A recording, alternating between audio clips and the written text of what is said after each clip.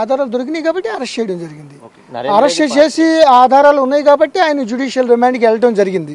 ఇప్పుడు ఆల్రెడీ చాలా ఆర్గ్యుమెంట్లు అయినాయి రిమాండ్ ఛాలెంజ్ చేస్తూ. Honourable court appreciated hour investigation, what ever సాంకేతికంగా కానీ సాక్ష్యాధారాలు కానీ ఉన్నాయి కాబట్టి ఆయన జ్యుడిషియల్ రిమాండ్కి పంపించడం జరిగింది. అంటే మెయిన్గా కుట్రదారులు ఎవరు అనుకుంటారు, ఎవరు చేసే ఇప్పుడు వరకు ఈ రోజు వరకు నిన్నటిదాకా మన సురేష్ అనుకున్నాం. ఈరోజు A1గా ఈయన నరేందర్ రెడ్డి గారు మెన్షన్ అయింది.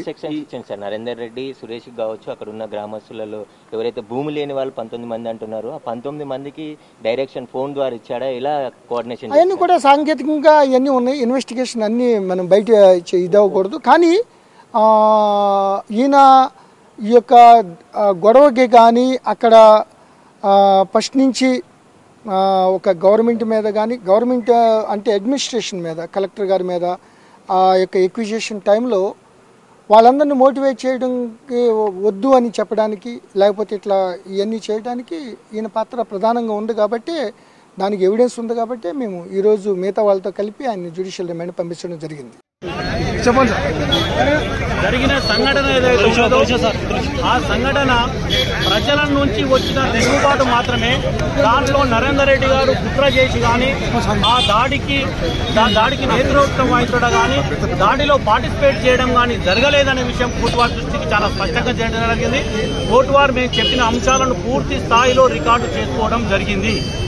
అయితే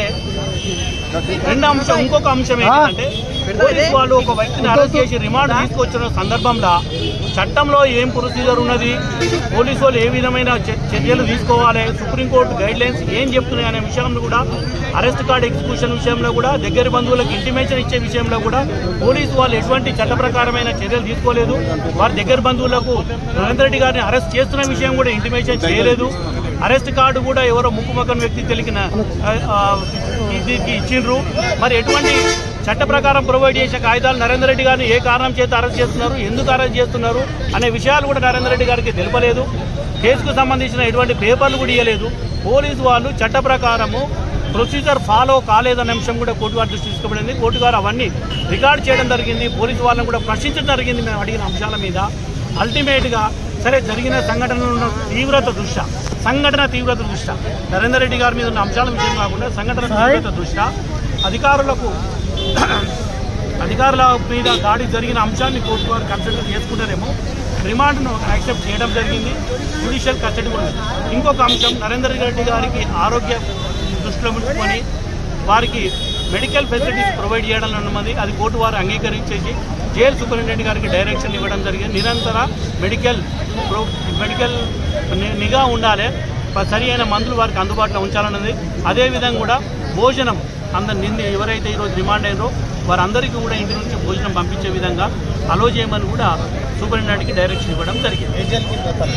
ఇప్పుడు పోలీసు వారు చెప్పిన ప్రకారం చెల్లపల్లి జైలుకు తీసుకుపోతామన్నారు. మరి వాళ్ళు చెప్పేది ఒకటి, చేస్తున్నది ఒకటి. చెల్లపల్లి జైలు తీసుకుపోతారా, లేకపోతే పరిగి జైలు తీసుకుపోతారా, సంగారెడ్డి జైలు తీసుకుపోతారా? పోలీసు వారు మాకు బయటకు వచ్చినాక మీరు ఏ జైలు తీసుకుపోతారు, ఎందుకంటే మేము మందులో తీసుకుపోయేది ఉంటుంది, భోజనం తదితర తీసుకుపోతుంది, కోర్టు వారు ఆర్డర్ చేసి తీసుకోవాల్సి ఉంటుంది అంటే చెల్లపల్లి తీసుకుపోతామని చెప్పింది. కాబట్టి చెల్లపల్లినే మనం అనుకుంటాం.